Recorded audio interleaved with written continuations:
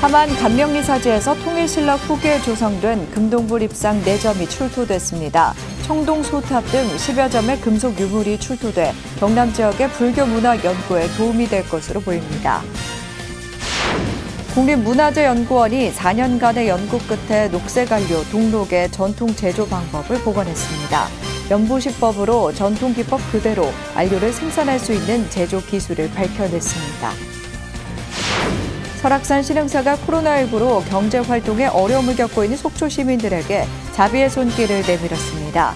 추석을 앞두고 350여 세대에 3,500만 원 상당의 물품을 전달했습니다.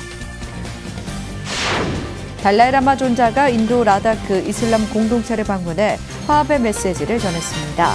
인도 불교 비영리 단체가 희귀병으로 고통받는 아이들에게 무료 안과 진료를 실시했습니다. 안진호 스님이 한국 불교 의식을 집대성한 성문의범을 출간한 이후 90년 만에 불교 상례 절차를 망라한 책이 나왔습니다. 어산종장 정호 스님 등이 한국의 불교 상례를 펴냈습니다. 여러분 안녕하십니까? 8월 31일 수요일 BTN 뉴스 시작합니다. 첫 소식입니다. 경남 하만 감명리사지에서 통일신라 후기에 조성된 금동불 입상 4점이 출토됐습니다. 청동 소탑과 철제종 등 10여 점의 금속 유물이 출토됐는데요. 하만을 중심으로 한 경남 지역의 불교 문화 연구에 많은 고고학적 자료를 제공할 수 있을 것으로 보입니다. 현장에 안홍규 기자가 다녀왔습니다. 경남 함안군 광려산에 위치한 감명리사지. 지난해 발굴 조사에서 의곡사면 와평과 고려시대 금동불 좌상, 건물지, 대형 석축 등이 확인돼 학계의 관심이 집중됐습니다. 불교문화재연구소가 어제 감명리사지에서 2차 발굴 조사 현장 설명회와 자문회의를 개최했습니다. 함안면 대살리 석불이 보물 71호인데 여기서 거리가 얼마 떨어지지 않았어요. 고려시대 석불인데 그래서 여기도 우리가 중요한 회사지 중 한 곳이 아닌가 싶었고 고려 불교의 유적지가 아닌가 싶어서 발굴을 하게 되었습니다. 이번 조사에서 금동 불입상 4점이 확인됐습니다. 이 불상들은 모두 10cm 내외의 소형이며 상, 중, 하대 3단으로 구성된 연화대자를 갖추고 있습니다. 9세기 통일신라 후기에 조성된 것으로 당시 유행했던 불입상 형식을 대표하고 있으며 경주 안압지, 경주 황룡사지, 양양 설리먼지 등에서 출토된 금동 불입상과 유사합니다. 소불이 많이 나왔는 금동물 중에서도 소불 중에서도 상호가 굉장히 좋습니다. 특이하고 지역의 특성에 맞게끔 한 것이 아닌가. 좀 더 우리가 보존 처리를 해서 연구를 더 해봐야 되겠지만은 지금 신라 불상이라는 까지는 확인이 됐고 이렇게 지역마다 조금 특색이 있을 걸로 저희들이 믿고 있습니다. 청동 소탑도 수십여 개의 파편으로 출토됐습니다. 청동 소탑은 신장상과 사자상, 풍경, 계단 등이 세밀하게 표현되어 있으며 기단부는 국립중앙박물관 소장 청동탑과 유사하고 탑신부는 리움미술관 소장 금동탑과 유사한 형태입니다. 이외에도 철제종, 풍경, 토제말, 곱세기와 대부인명, 태평명, 기와편 등 당시 사격과 중창 시기를 짐작할 수 있는 다양한 유물이 출토됐습니다.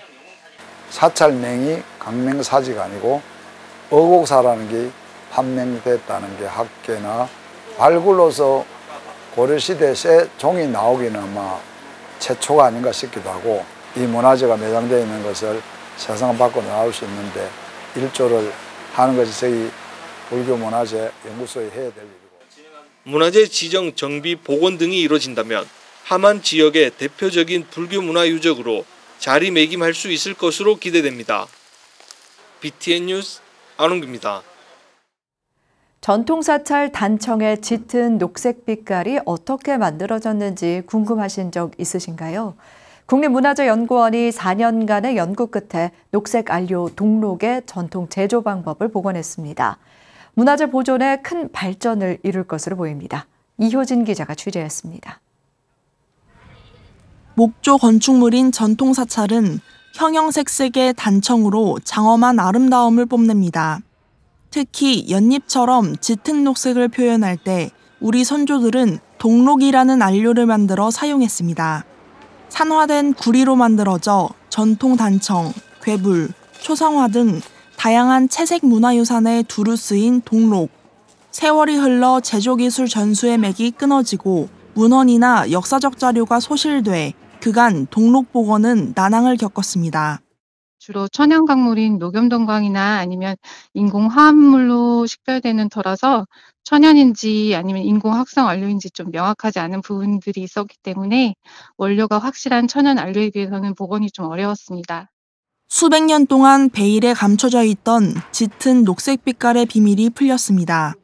2019년부터 전통wan료의 재료와 제조 기술을 복원 중인 국립문화재연구원이 최근 동록을 전통제법으로 복원하는 데 성공했습니다.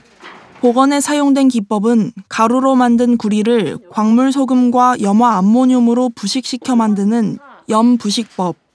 4년간 여러 기법을 순차적으로 시도한 가운데 전통기법 그대로 안료를 생산할 수 있는 제조기술을 밝혀낸 겁니다.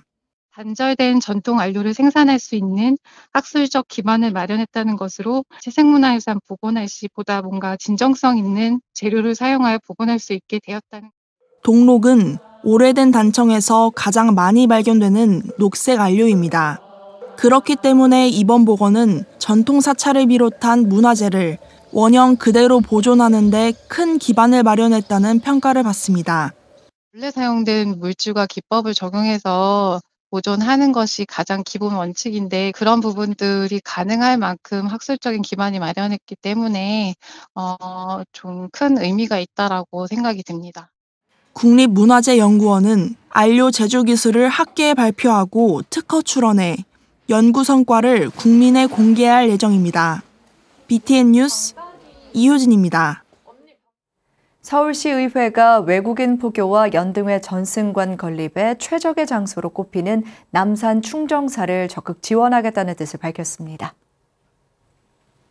김현기 서울시의회 의장이 어제 조계종 총무원장 원행 스님을 예방하고 이 같은 입장을 전했습니다. 원행 스님은 충정사는 외국인 방문이 잦은 남산 한옥마을과 인접해 있어 한국 전통문화 세계화 공간으로 중요한 위치에 있지만 서울시와 해결해야 할 난제들로 오롯한 역할을 하지 못하고 있다며 서울시의회에 관심을 당부했습니다. 예비역 장성불자연합회가 1980년 수도 방위사령부 군법당으로 건립하고 서울시에 기부 체납한 충정사는 지금까지 조계종이 임대 형태로 운영하고 있어 신행과 전통문화 공간으로 온전하게 운영하는 데 한계를 겪어왔습니다. 조계종 기획실장 법원 스님은 전임 시장과 대안을 논의해왔으나 현재 관련 논의가 중단된 상황이라며 서울시 의회에 관심과 지원을 당부했습니다. 제18대 조계종 중앙종회 의원 선거를 앞두고 10석의 비구니 종회의원을 뽑는 선거에 13명의 후보가 등록했습니다. 전국 비구니회는 교육과 수행, 포교, 복지, 행정, 사회, 문화 분야에서 각각 2명씩 모두 10명을 선출하는 비구니 종회의원 후보에 13명이 등록했다고 어제 밝혔습니다. 교육 수행 분야에 진상 철우 스님, 포교 분야에 정운 자용 해도 스님, 복지 분야에 정관 정욱 지인 스님, 행정 분야에 법회 설해 스님, 사회 문화 분야에 해성 진명 대안 스님이 후보로 등록했습니다. 비구니 종회의원 후보 선출위원회는 9월 2일 자격 심사를 거친 후 15일 선거를 치러 10명의 후보를 선출하고 종회의원 후보로 추천할 예정입니다. 전국 비구니회가 선거법을 제정한 후 이 법에 따라 비구니 종회의원 후보 선출을 하는 건 이번이 처음입니다. 설악산 신흥사가 코로나19로 경제활동에 어려움을 겪고 있는 속초 시민들에게 자비의 손길을 내밀었습니다. 추석을 앞두고 350여 세대에 3,500만 원 상당의 물품을 전달했습니다. 현장에 최승한 기자가 다녀왔습니다. 설악산 신흥사와 신흥사 복지재단이 민족 대표 명절 추석을 앞두고 어제 속초시청에서 자비 나누기 행복 더하기 나눔 행사를 개최했습니다. 코로나19 여파로 최소 인원만 동참해 진행된 행사에서 지역 내 350여 세대에 상품권과 쌀, 과일 세트 등 3,500만 원 상당의 물품을 전달했습니다. 신흥사와 복지재단은 비록 작은 정성이지만 이번 선물이 이웃들에게 기쁨이 됐으면 좋겠다며 나눔 행사에 대한 소회를 밝혔습니다. 코로나와 경기 침체로 어려운 시기에 신흥사 사부대중과 신흥사 복지재단에서 조그만 정성을 준비했습니다. 힘들고 어려운 소외된 이웃들에게 행복이 전해졌으면 하는 마음입니다.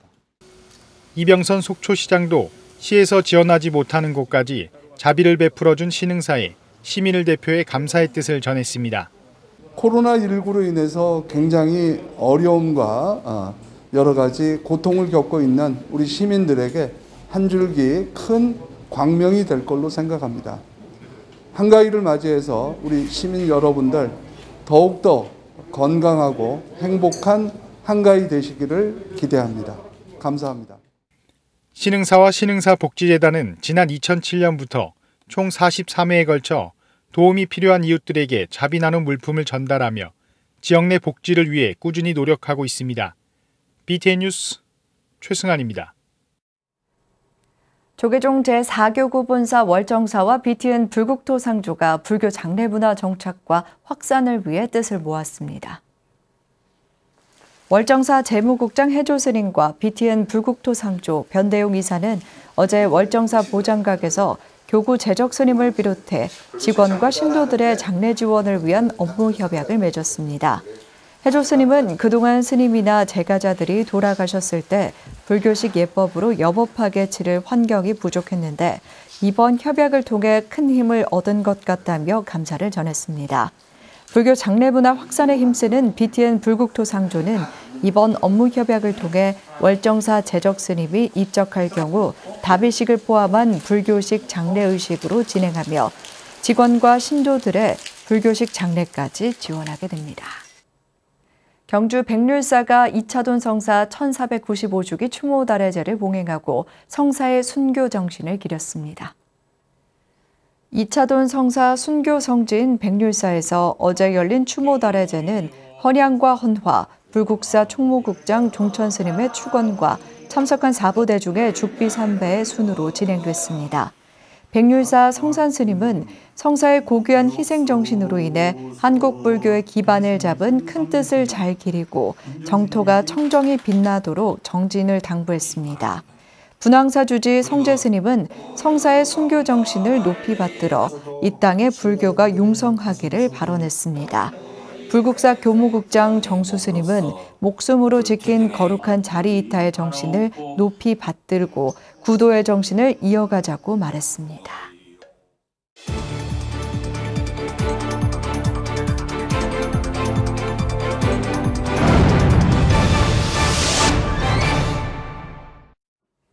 세계 불교 소식입니다. 달라이라마 존자가 인도 라다크 지역 순방 중에 이슬람 공동체를 방문해 화합의 메시지를 전했습니다.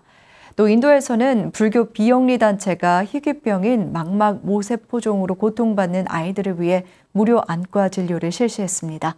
최준호 기자가 전해드립니다.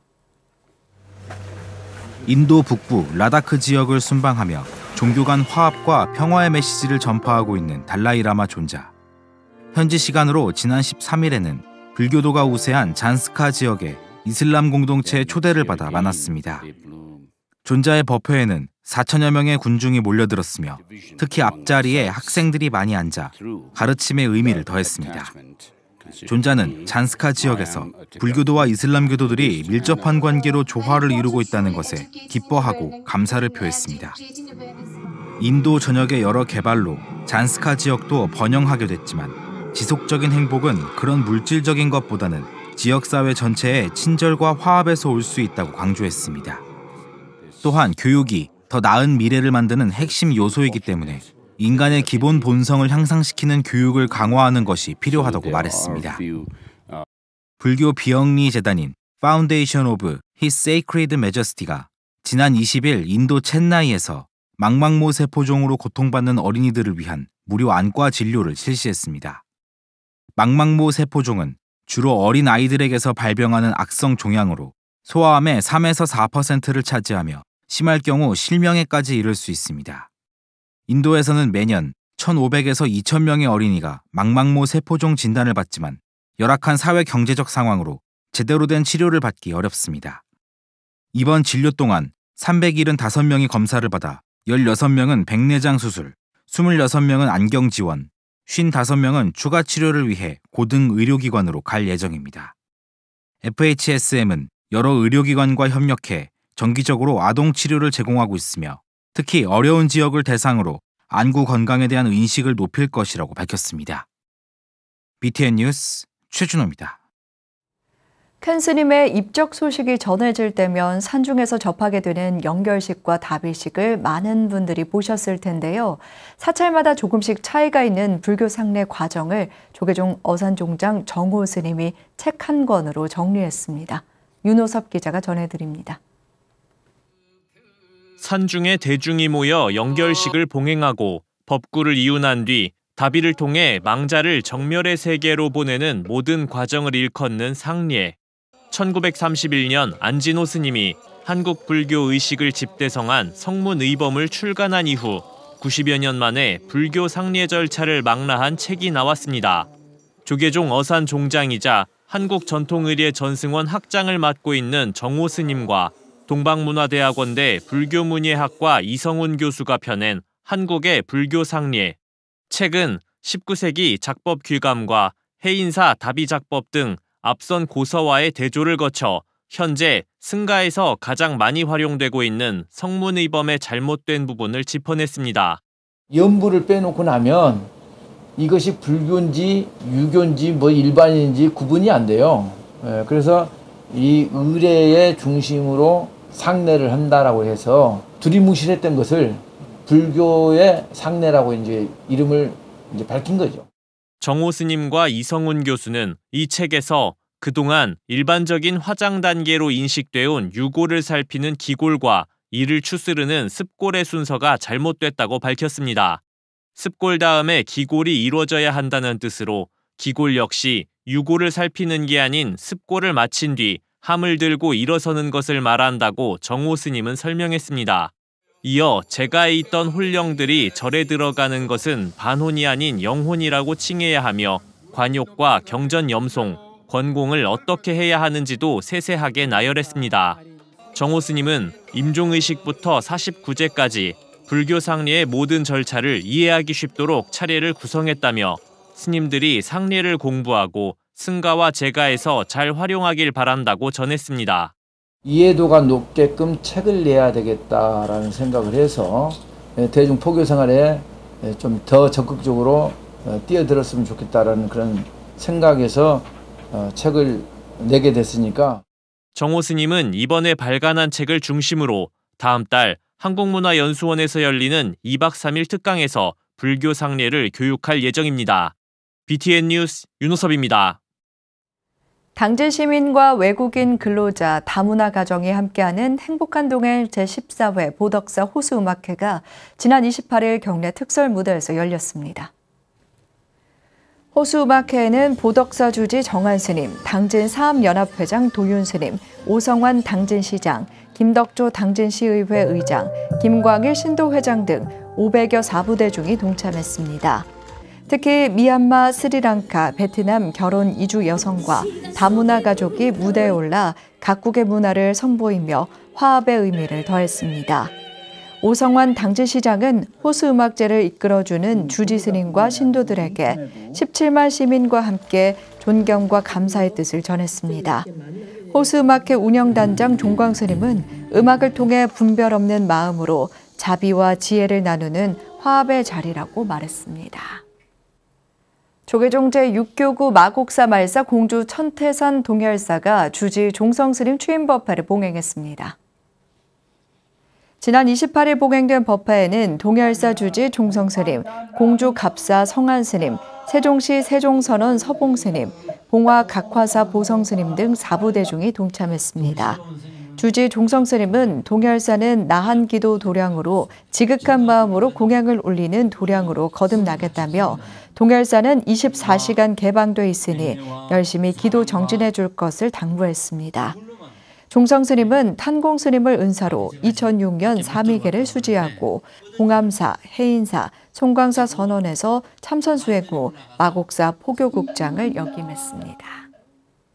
지역사회 자비 나눔과 봉사에 매진해온 마산 연화사가 코로나19로 3년 동안 멈춰온 무료 급식 봉사를 재개했습니다. 연화사 주지 법성스님과 신도들은 지난 27일 음력 초하루를 맞아 사찰 앞 북마산역 공원에서 지역 어르신들을 대상으로 무료 국수 만발 공양을 펼쳤습니다. 법성스님은 20여 년 전부터 신도들이 자발적으로 점심 공양을 제공한 것이 무료 급식의 시작이라며 코로나19가 끝나더라도 어려운 이웃을 위한 쌀 나눔과 만발 공양은 지속해 나갈 예정이라고 밝혔습니다.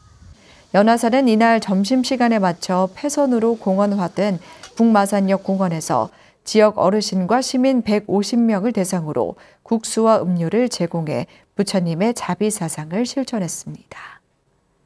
수요일 7시 BTN 뉴스 마칩니다. 함께해 주신 여러분 고맙습니다.